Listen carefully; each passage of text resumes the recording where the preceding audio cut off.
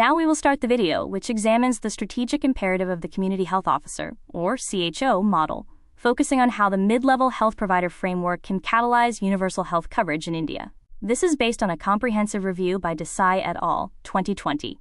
India faces a critical workforce deficit that traditional hiring cannot fill. The estimated doctor shortage is 600,000. The current nurse-to-population ratio of 1 to 475 falls short of the WHO recommended standard of 1 to 500. Additionally, the rural health system has a shortage of 13,000 nurses. With a projected population of 1.45 billion by 2024, the current trajectory is insufficient. The access gap creates a stark divide between urban and rural healthcare outcomes. Data indicates low utilization of primary care for minor ailments in rural areas, leading to a significant disparity in households receiving no outpatient department care. Addressing the primary care deficit in rural areas is critical for improving overall health outcomes.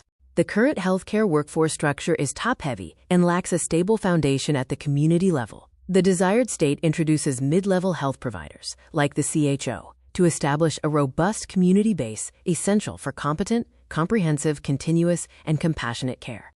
Ayushman Bharat redefines the delivery model by transitioning from the previous model of sub-health centers and primary health centers to health and wellness centers. The community health officer is the key actor in this new model, providing comprehensive primary care and improving availability and accessibility to the rural population. The mid-level health provider, or MLHP, is globally defined, with the Indian implementation being the community health officer. CHOs are frontline health workers trained to diagnose and treat common problems, manage emergencies, and refer seriously ill patients. Their goal is to act as a change agent at the community level and reduce the burden on specialists. The CHO acts as the operational link between the community and the medical officer. They work at the Health and Wellness Center, providing supportive supervision to ASHA workers and other frontline public health workers in the community, and utilizing a referral loop to the medical officer at the primary health center. The NMC Bill 2019 establishes the legal framework for limited license practice. This grants a limited license to practice modern medicine at a mid-level, allowing autonomy to prescribe specified medicine in primary and preventative healthcare. Cases beyond primary care require supervision from a medical practitioner. The clinical scope of the CHO focuses on delivering comprehensive primary healthcare. This includes maternal and reproductive health, neonatal and child health, communicable and non-communicable diseases, minor ailments, and specialized screening. The public health scope of the CHO encompasses administration, supervision, and surveillance. Key functions include overseeing ASHAs, data and inventory management, disaster response, environmental health education, and fund management for various projects. A standardized training pathway ensures competency across the workforce. The candidate profile typically includes nursing graduates.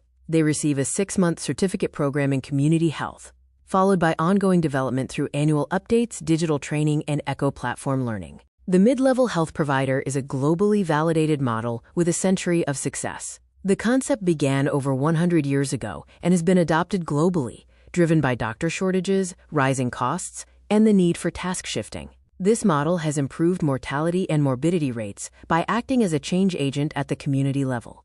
Across Asia, MLHPs are used to enhance rural access and maternal care. Examples include public health officers in Thailand, family welfare visitors in Bangladesh, health assistants in Nepal, and nurse practitioners in Fiji. Diverse categories of MLHPs maximize human resource efficiency. Asian precedents demonstrate the successful use of various MLHPs to enhance rural access and maternal care, utilizing integrated mainstream care, midwifery, and curative medicine. The CHO model works for India due to its strategic impact in 3 areas: task shifting, cost-effectiveness, and community empowerment. It relieves specialists, offers a financially sustainable model, and bridges the cultural gap between the medical system and the people. It is fundamentally about workflow, workforce, manpower, and workload management.